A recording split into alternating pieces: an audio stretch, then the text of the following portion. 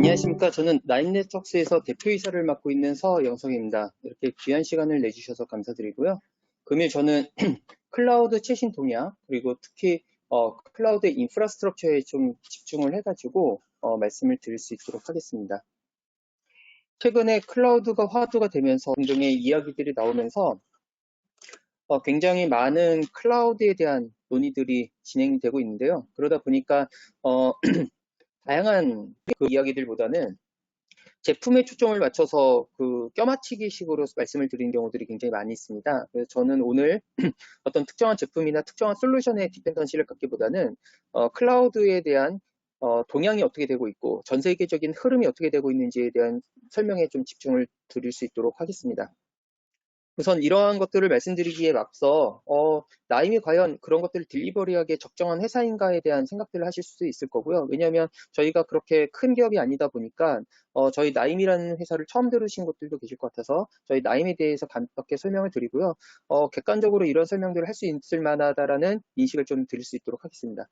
우선은 클라우드 영역에서 가장 국내에서 큰 회사가 어디냐라고 하게 되면 뭐 카카오나 KT 같은 CSP, 클라우드 서비스를 직접 제공하는 것을 제외하고 이 CSP가 제공하는 그 서비스를 고객에게 딜리버리하는 MSP 조직, 매니지드 서비스 프로바이더 조직이 국내에서 가장 큰 곳이 메가존이라고 하는 회사가 있습니다. 이 메가존은 AWS, 그 다음에 MS 애저, 구글의 GCP 국내 1위 파트너사이고요.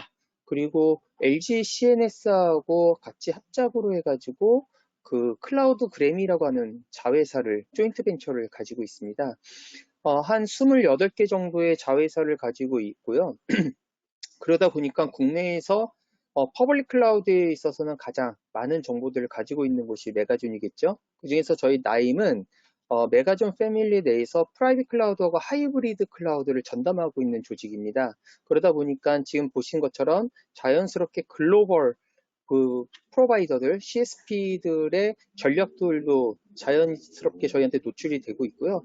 그 LG CNS의 합작사인 클라우드그램이 있다 보니까 그 그룹사들의 전략들, 그리고 앞으로 어떤 방향으로 나가고 싶어 하는지에 대한 정보들도 굉장히 많은 정보들을 저희가 갖게 됩니다. 그래서 자연스럽게 글로벌한 트렌드뿐만 아니라 국내에서의 클라우드에 관련되어 있는 정보들을 제일 많이 아는 집단이라고 이해를 해주시면 될 것 같고요.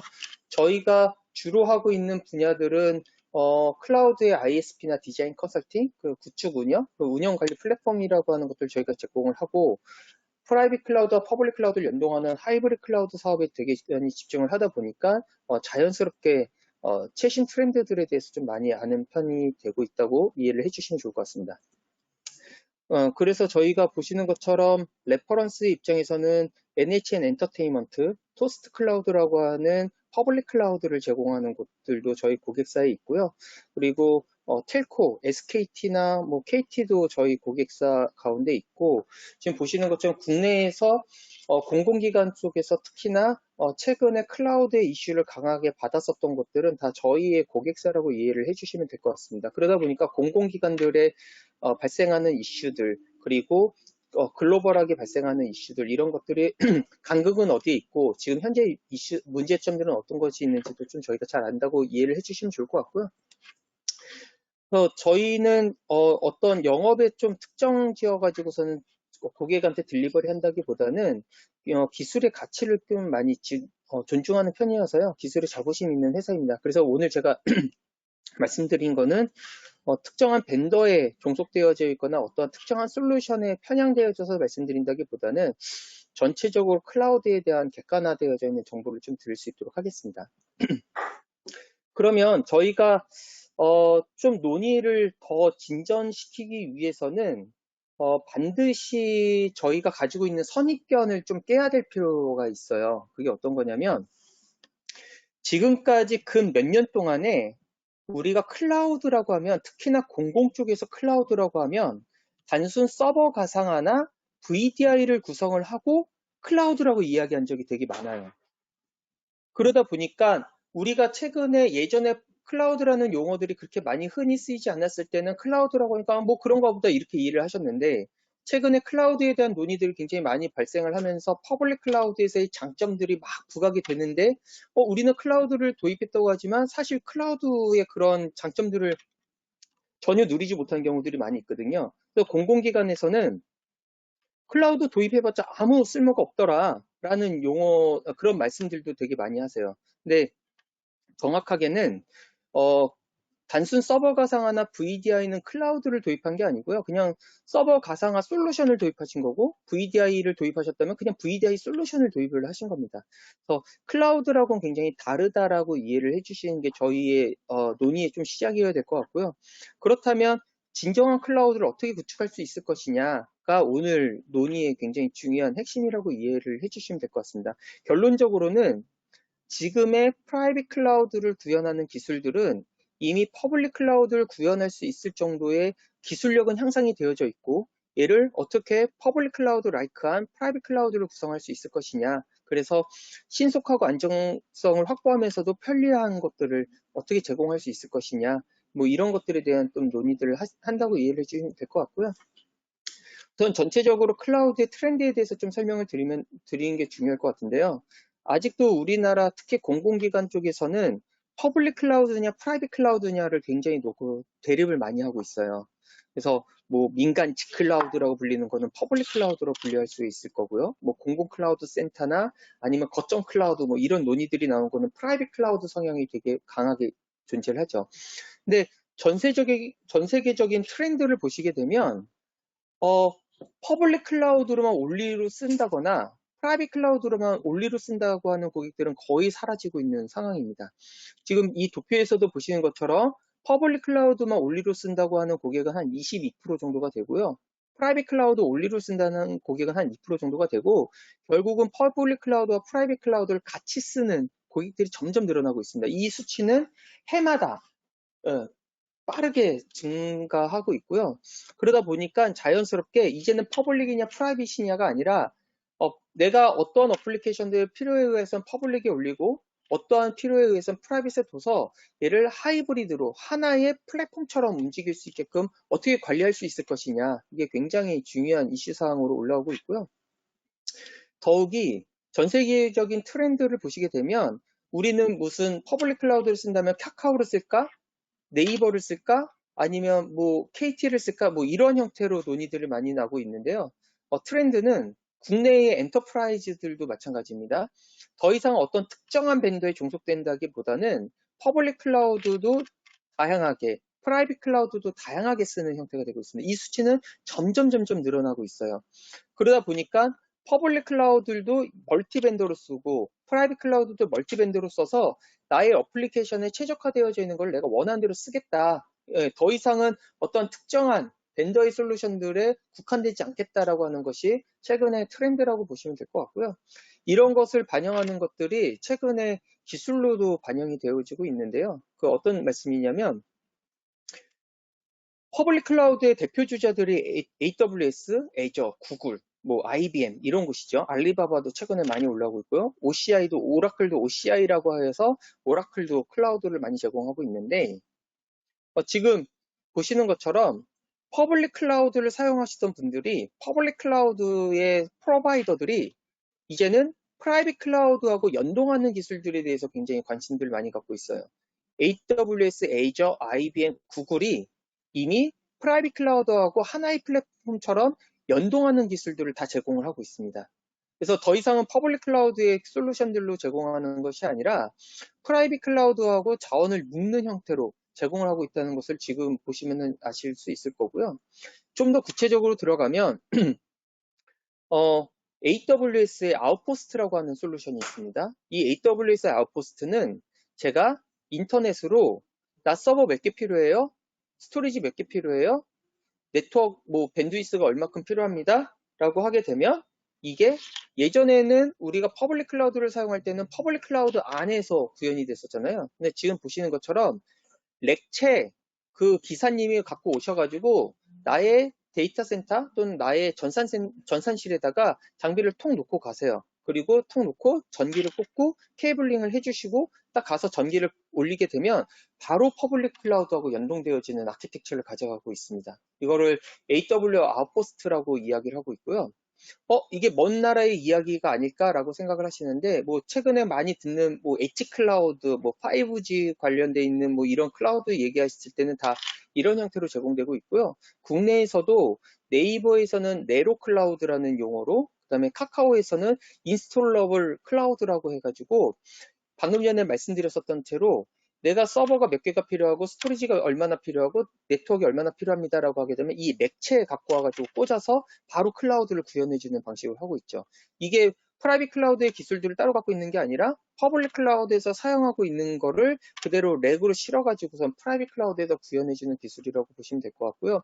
이게 전 세계적으로 굉장히 핫한 모습으로 바뀌고 있습니다. 그래서 기존에 있었던 뭐 HP나 데리나 이런 쪽에서도 이러한 솔루션들을 막 런칭을 하고 있는 형태가 되죠. 그래서 앞으로의 시장은 이렇게 퍼블릭 클라우드냐 프라이빗 클라우드냐가 존재하는 게 아니라 나의 위치를 어디다 어플리케이션을 어디다 돌릴 것이냐의 변화, 그리고 내가 필요에 따라서 내가 얘를 퍼블릭에다가 디플로잉을 했다가 프라이빗에다가 디플로잉을 했다가 자유자재로 움직이는 형태가 된다고 보시면 될 것 같고요. 딱 지금 보시는 이 그림이 될 거예요. 그래서 이제는 프라이빗 클라우드와 퍼블릭 클라우드가 존재하면 논리적 하나의 데이터 센터가 돼서 내가 중앙에서 클라우드 운영 관리 플랫폼을 가지고서는 퍼블릭과 프라이빗 클라우드를 동시 제어하는 형태가 될 거고, 필요에 따라서는 VM들이나 또 그 컨테이너들을 프라이빗에다가 디플로잉을 했다가 퍼블릭에서 디플로잉을 했다가 마음껏 쓰는, 이것들도 멀티벤더로, 아까 보셨던 것처럼 멀티벤더로 해가지고 사용하는 기술들이고요. 국내에서도 이러한 기술들에 대한 요구사항들이 많이 나오고 있습니다. 최근에 나왔었던 공공의 주요 클라우드 사업들, 프라이빗 클라우드 사업들은 다 이런 모델로 가야 된다라고 해서 레퍼런스들, 이러한 사업들이 많이 나오고 있는 상황이라고 이해를 해주시면 좋을 것 같습니다. 그러면 이런 것들을 구현을 하기 위해서는 어떠한 기술들이 필요할까를 조금 말씀을 드려야 되는데요. 얘네들의 구현을 하기 위해서 가장 중요한 기술들은 SDDC라고 하는 기술이 좀 접목이 돼 있어야 돼요. 이 SDDC는 예전처럼 서버 따로, 스토리지 따로, 네트워크 따로 이렇게 동작하는 게 아니라 서버 스토리지 네트워크를 하나의 패브릭으로 구현을 해서 자유롭게 어디에서나 물리적 위치에 상관없이 어디에서나 배포가 되어져서 사용할 수 있게끔 하는 인프라스트럭처 기술이고요. 이 기술의 시작은 페이스북과 구글에서 시작을 했습니다. 근데 지금은 모든 퍼블릭 클라우드에서는 다 이 기술들을 디팩토로 해서 사용을 하고 있고요.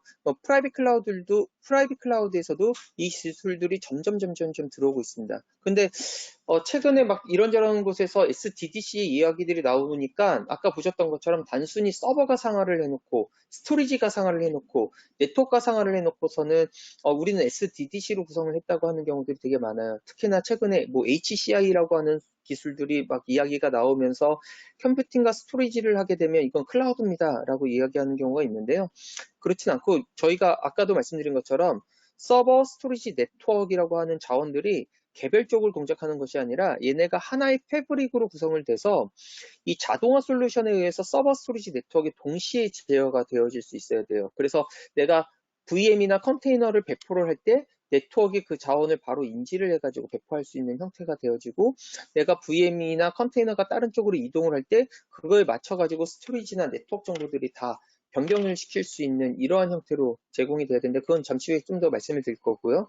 그래서 요지는 이 프라이빗 클라우드를 단순히 VDI나 아니면 서버 가상화를 구성을 했다고 해서 클라우드가 도입되는 게 아니라 이 SDDC 기술에 근거를 해서 클라우드 인프라스트럭처를 구현을 했을 때 퍼블릭 클라우드와 같이 인프라스트럭처가 도입이 되는 거고요. 그랬었을 때는 더 이상은 어떤 특정한 존이라든지 특정한 렉이라든지 아니면 특정한 데이터 센터에 국한되는 것이 아니라 위치에 상관없이 자유롭게 그 서비스들을 런칭할 수 있는 형태가 되는 거고요. 그러다 보니까 하드웨어의 제어를 받지 않다 보니까 굉장히 안정적으로 사용할 수 있는 기술들이고요. 이게 클라우드를 구현하는 주요 기술이라고 이해를 하시면 될 것 같습니다. 그렇게 되어져서 내가 뭐 GPU를 요구하고 있는 것들이든지 아니면 레이턴시를 요구하는 것들이 상관없이 운영자들은 바로 내가 필요한 서비스들을 맞춰가지고 배포하고 관리할 수 있는 형태가 되어지는 것이 그 SDDC 기술의 핵심이라고 말씀드릴 수 있을 것 같고요. 이를 좀 더 가볍게 설명을 드리기 위해서 이 SDDC를 주 이루는 기술들에 대해서 SDC에 대해서 조금만 말씀드리면요. 이건 좀 가볍게 말씀드리도록 하겠습니다. 기존에는 서버 가상화, 단순 서버 가상화라고 해서 물리적인 하드웨어에다가 버추얼 머신이라고 보이는 VM들만 잔뜩 올리는 형태가 됐어요. 그래서 이 VM들이 잔뜩 올라가서 내가 비용을 절약시킬 수 있다. 유틸라이제이션을 높여서 비용을 절약시킬 수 있다라고 했었는데 지금의 SDC는 클라우드 시스템의 4세대 기반으로 해서 SDDC 기반의 SDC라고 하는 것들이 도입이 돼서요. 이 위치가 1센터에 있던지 아니면 2센터에 있던지 프라이빗에 있던지 퍼블릭에 있던지 상관없이 얘네가 하나의 데이터 센터로 연동되어지는 기술들이 있고요.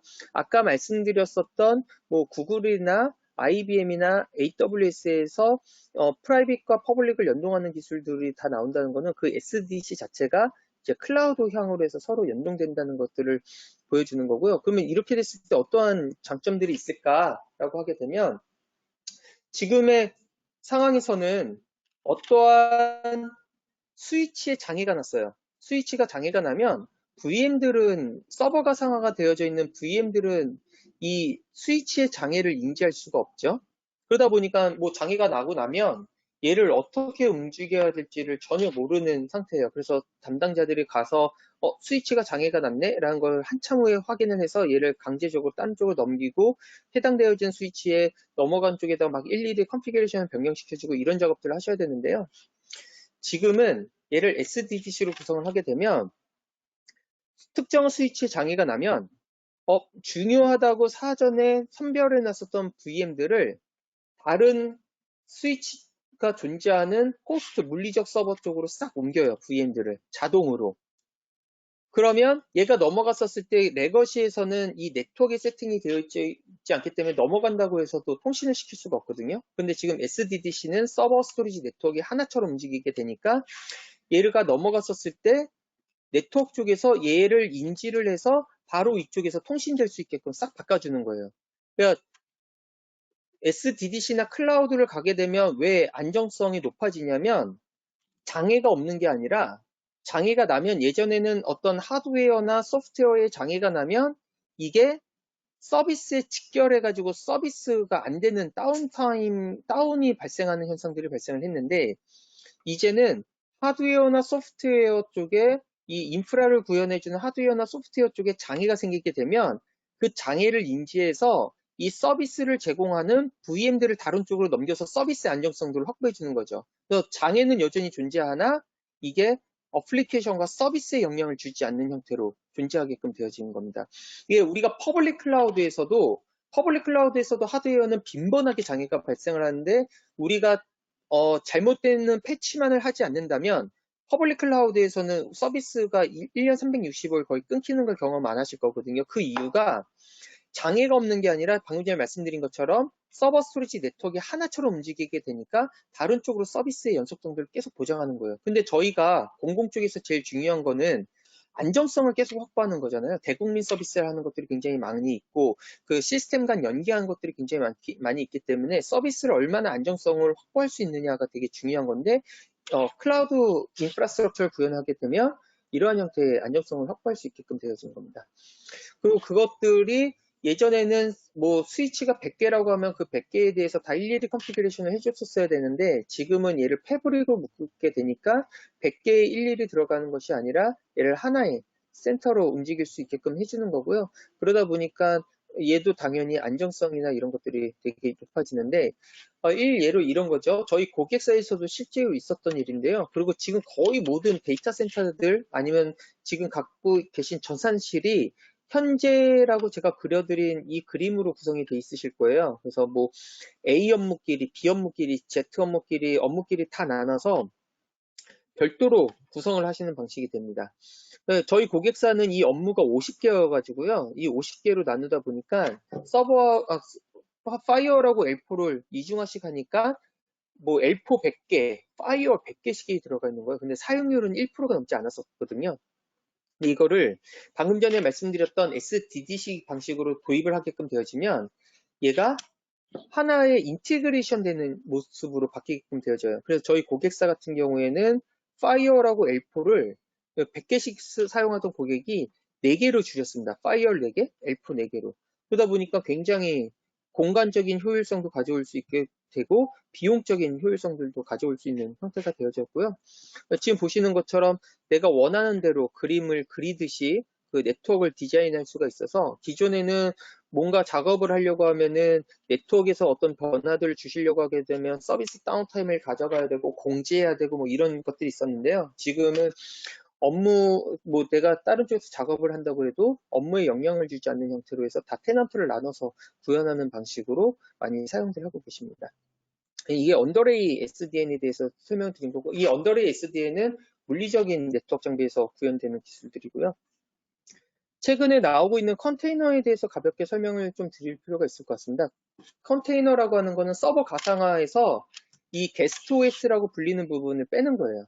이 게스트 OS라고 불리는 부분을 빼서 이 게스트 OS를 빼가지고서는 구성을 한 건데, 그러면 어떤 강점들이 있냐?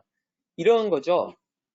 저희가 만약에 아래 한글을 사용하고 싶어요. 워드를 쓰고 싶으시면 컴퓨터를 켜서 워드를 실행시켜서 워드를 쓰시고 그 다음에 저장 누르고서 끄시는 방식으로 가시겠죠? 근데 컴퓨터를 부팅시키는 시간에 보통 5분 정도 걸리실 거예요. 그 5분 동안에 이게 부팅이 되고 내가 작성할 몇 개의 단어들을 써가지고서 하시는 건데 이걸 컨테이너 방식으로 하게 되면은 게스트 OS 부분, OS 부분이 없어집니다.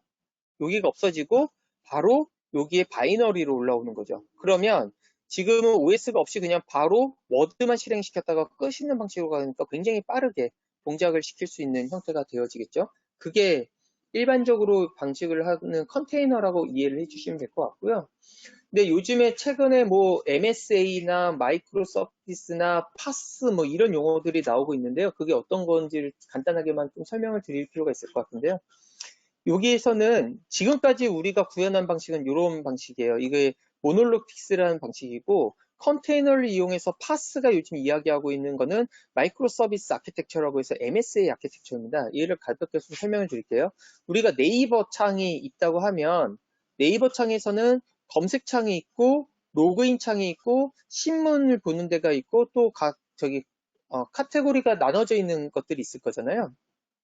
그러면 예전에는 이게 하나의 그 소스 코드에 다 들어가는 방식이었어요. 그래서 제가 만약에 여기서 여기에 카테고리를 좀 변경시키려고 한다면 이 전체를 잠깐 멈추고 얘를 변경시키고 난 다음에 얘를 돌려가지고 문제가 있으면은 여기 전체 서비스가 안 되는 방식이었고 문제가 없으면 여기가 도는 방식이 되겠죠. 그런데 마이크로 서비스라고 하는 방식은 이 검색창 따로 로그인 창 따로 신문 따로 다 따로 두는 거예요.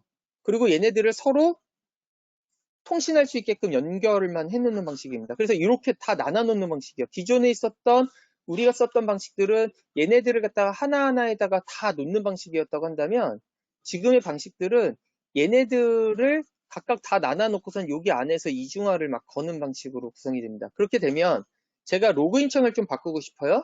로그인 창에 어떤 내용을 바꾸고 나면 이 서비스는 계속 되고 있는 상태에서 여기 창만 바뀌는 거죠. 근데 여기가 에러가 있다. 그러면 여기만 X 표시가 나오고 나머지는 서비스가 다 되는 형태로 동작을 하게끔 되어집니다. 그러다 보면 개발 속도가 굉장히 빨라지게 되죠. 그래서 파스라고 하는 거는 개발에 굉장히 집중하는 솔루션이라고 이해를 해주시면 될 것 같아요. 그러다 보니까 점점 인프라의 영향을 적게 받으면서도 서비스의 연속성을 보장하는 방식으로 되고 있고요. 네, 저희 고객사에 대해서 그냥 가볍게 유지 케이스만 좀 말씀을 드리는 게 좀 필요할 것 같습니다. 저희 고객사 가운데서는 요즘에 클라우드가 이야기가 되어지면서 멀티 데이터 센터 얘기가 나오고 있고요. 그래서 1센터하고 2센터에다가 각종 서비스들을 이렇게 좀 올려놓고선 사용을 하고 계셨어요. 이렇게 사용하고 계시던 가운데서 고객이 원하셨던 거는 얘가 1센터에서 어떤 서비스가 죽어도 2센터에서 바로 서비스가 올라오고 여기서 어떤 VM들이 죽어도 여기서 바로 서비스가 될 수 있게끔 해달라는 요청사항이 있으셨거든요. 그래서 저희의 SDDC 기반으로 설계를 해드리고 저희 클라우드 운영관리 플랫폼들을 둬가지고 1센터, 2센터의 자원들이 한 곳에서도 다 보이실 수 있게끔 하고 얘네들에 대한 서비스를 다 제공을 해서 여기서 특정한 서비스들이 장애가 발생을 하게 되면 완전히 150km 이상 떨어진 곳에서 이 서비스를 바로 이어받아가지고 서비스가 될 수 있게끔 해주는 액티브 기반으로 해드린 경우들이 있고요. 그다음에 또 다른 사이트 같은 경우에는 퍼블릭 클라우드와 프라이빗 클라우드를 완전히 하나로 연결을 해서 하이브리드로 구성을 해서요. 저희 같은 경우에는 KT 클라우드와 연동을 했는데 이쪽에서 서비스가 주로 이루어지고 있다가 여기서 어떠한 이슈로 인해서 장애가 발생을 한다라고 하게 되면 다른 쪽에서 바로 그 프라이빗 쪽에서 그 서비스를 연속을 받아가지고 서비스가 될 수 있게끔 구성을 한 거죠. 그래서 주로 퍼블릭 클라우드에서 서비스를 하다가 자원에 대한 것들 여러 가지 테스트를 하거나 장애가 발생했을 때 프라이빗 클라우드에서 바로 서비스가 될 수 있게끔 해드리는 형태로 구성을 했다라고 보시면 될 것 같습니다. 이게 이렇게 구현할 수 있었던 것이 아까 말씀드린 것처럼 SDDC 기반으로 해서 멀티 데이터 센터를 구성하시는 클라우드를 구성했기 때문에 가능해지는 형태가 되는 거고요. 이거의 핵심은 저희가 보유하고 있는 클라우드 운영관리 플랫폼이 이해를 핵심으로 이루어지는 건데요. 그냥 단순히 SDDC로만 구성을 했다고 해서 이게 이루어진 게 아니라 1센터, 2센터의 모든 정보들을 서버 스토리지 네트워크의 모든 정보들을 중앙에서 다 가져와서 얘네들의 연결 정보들이나 어떤 장애나 이슈들을 서로 연동해주는 형태에서 정보를 보여주는 구성으로 했기 때문에 가능해지는 형태가 되는 거고요. 자동으로 이러한 물리 구성도 하고 논리 구성도를 다 구현을 해주는 기술들을 적용하고 있고 그 서버 스토리지 네트워크뿐만 아니라 어떤 서비스 단위에 대한 정보들까지도 다 연동해주는 형태로 그래서 그것들을 다 정보를 보여주는 형태로 제공을 하고 있습니다.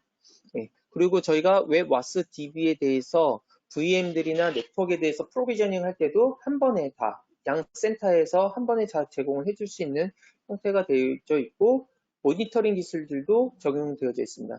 이러한 기술들 서버 스토리지 네트워크 그리고 클라우드 운영관리 플랫폼들을 다 구현을 했었을 때 이게 프라이빗 클라우드와 퍼블릭 클라우드를 다 한 번에 연동해주고 한 번에 구현해 줄 수 있는 기술들이 된다고 이해해 주시면 될 것 같고요. 최근에 클라우드는 예전처럼 단순히 서버 가상화나 VDI가 아니라 이런 SDDC 기반으로 구현이 된다고 이해를 해주시면 될 것 같습니다. 제가 준비한 자료는 여기까지고 혹시 궁금하시거나 아니면 제가 답변을 더 드려야 될 것이 있으면 말씀 주시면 말씀드릴 수 있도록 하겠습니다.